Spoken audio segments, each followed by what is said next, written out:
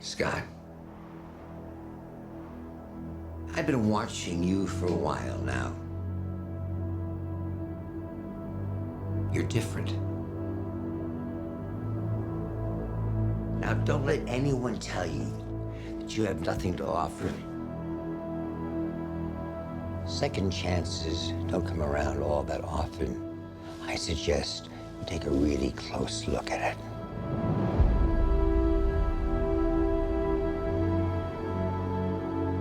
This is your chance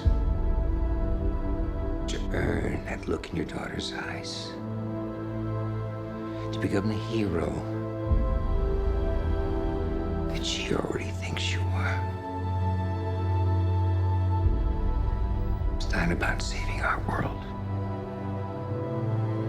It's about saving theirs.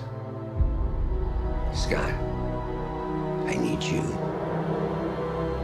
to be the Ant-Man. Huh.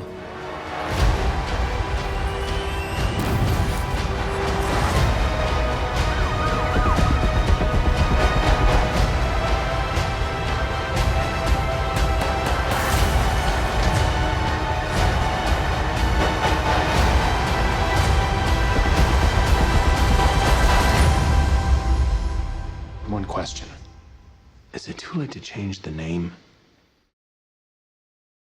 Hey YouTubers, it's Charlie. So this is going to be a breakdown of the new Ant-Man trailer. It's just really like an expanded version of the previous, like the human-sized trailer that we saw. Quick reminder too, I'm doing a special giveaway as part of this. There's a new Ant-Man comic. I'm giving away some Comixology gift certificates. There'll be 2. So all you have to do to enter is be a subscriber and leave a comment on this video.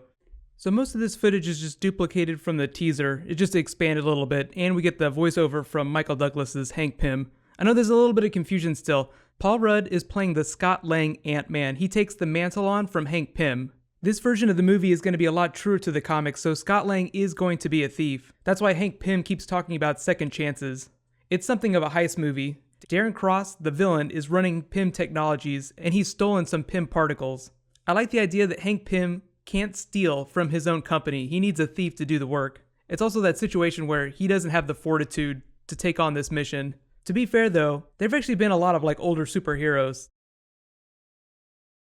There's a big shout out to Lang's daughter. She's like the only person in his life, like the most important person. She ends up joining the Avengers like later in the comics, but since this is something of an origin story of his Ant-Man, she's still a young girl. Because of the thing going on with Evangeline Lilly's Hope Van Dyne character, I'm wondering if there's going to be a lot of themes of fathers and daughters. Scott Lang is trying to be a hero to his daughter, Cassie, so maybe there's going to be some sort of redemption arc for him too with his daughter, with Hope. And yes, I do think that Evangeline Lilly will have a Wasp-type moment in the movie, whether or not she actually puts a costume on. I've heard rumors, yes, but it's not confirmed. Most of the company shots you see are just from inside Pym Technologies. The only exception are Darren Cross's secret lab and Hank Pym's secret lab. Darren Cross in the comics is very different. They're changing his backstory. They're making him more of an evil Hank Pym. I would say, like, whenever we do see scenes of his underground lab here, Hank Pym's underground lab, be sure to look for Easter eggs, just like, Tony Stark's lab with the Captain America shield. This is like one of those places where Marvel just puts really interesting props just in unusual places without even mentioning them. It's like Guardians of the Galaxy when they went into the collector's warehouse. You try and freeze the frame in your mind and just try and see as many things as possible in the background. They're not going to give too many things away in this first trailer, but as we get more footage, we'll have to check out his lab. It should also be noted that they haven't really changed the Ant-Man costume that much from the Edgar Wright version. I mean, they tweaked it a little bit. The colors are a little more saturated, but the design is pretty much the same. I just love his reaction to the call to action, or is it too late to change the name? He's like the last person you would expect. Scott Lang's the last person you would expect to become a hero in the Marvel Universe. Normally, this is the type of reaction you would get from like a Thunderbolts character. I mean, obviously this is Ant-Man, he's going to join the Avengers someday, but I just like the Thunderbolt theme. You take a criminal and you give him a chance to work off his debt by being a hero. I know everyone's asking for a Thunderbolts movie. I'm not expecting to get one anytime soon, at least anything beyond like an animated movie. We also get a shot of Michael Pena. It looks like he's going to be a security guard inside Pym Technologies. The funny thing is that there's a new Ant-Man comic that's starting this week, and Scott Lang is playing head of security at Stark Industries, so it's almost like the reverse of that. I just think it's really funny.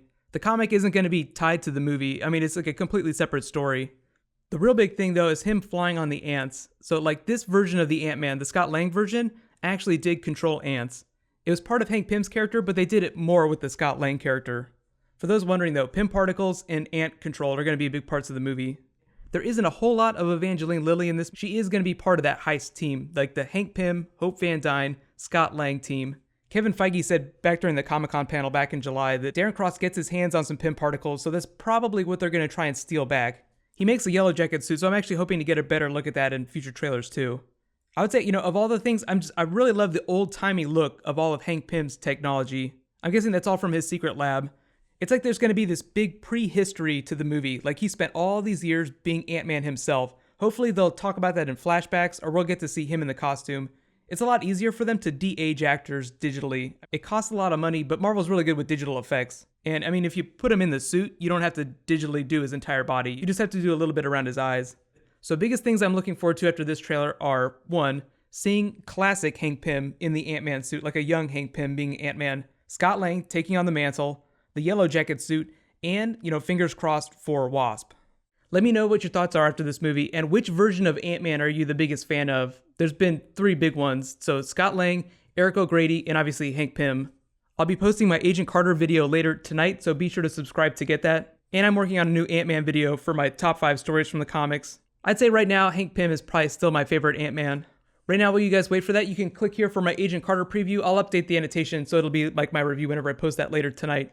And you can click here for all my other Marvel Phase 3 videos. Thank you so much for watching, so let's all high five. I'll see you guys tonight.